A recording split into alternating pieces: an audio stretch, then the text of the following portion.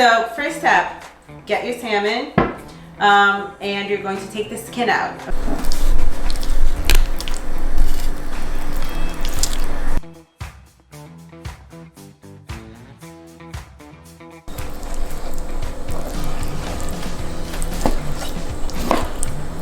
This knife is really good. Okay, set aside. Okay, now that we have cut our salmon in cubes, we're gonna start making the sauce. It's kind of like a marinade.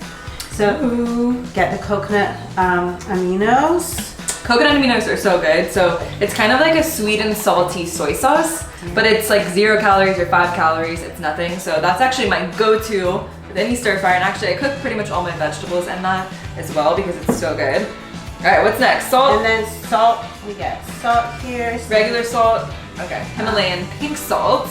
Or sea salt sometimes I use as well. So you get the salt in there. Then if you'd like, you can add garlic salt, or you can add just garlic powder or cayenne pepper. So just a little bit of that, not to get too salty. Pepper. I love black pepper. Me too. So wait, can you use like cayenne pepper with it as well? Yes. Is that what you're, okay. Yeah. She was asking for cayenne pepper. I surprisingly don't have it, so we're using black pepper. And I didn't have it either, so. Nutritional yeast. Nutritional yeast. And you can just put as much as you like. I just go with like my taste.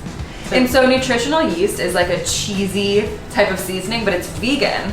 So I used to think nutritional yeast sounded like the most disgusting thing ever, so I would never buy it. I'm like, yeast, ew.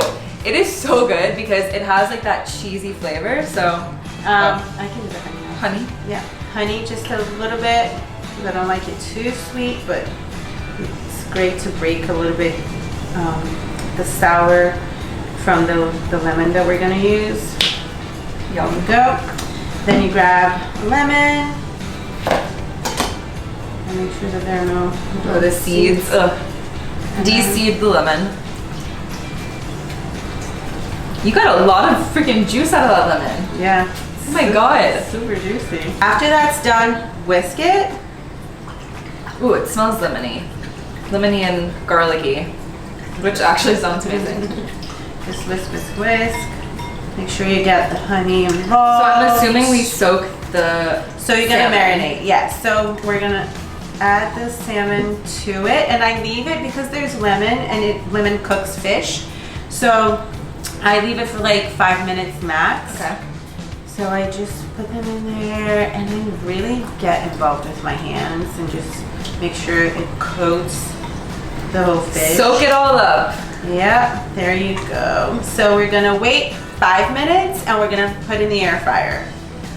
All right, now it's been 5 minutes. We're going to take the salmon and just put it in the air fryer, okay? And we did put aluminum foil in there.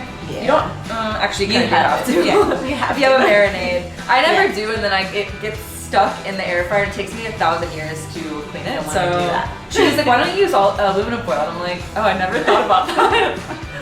So aluminum, yeah. Okay. All right. Take it, put it in the air fryer. How long for? I normally leave for 8 minutes at 380 degrees. Okay, so my air fryer has a fish button on it, and it cooks salmon perfectly usually, but I would say, 15 If you have the fish minutes. button, use the fish button.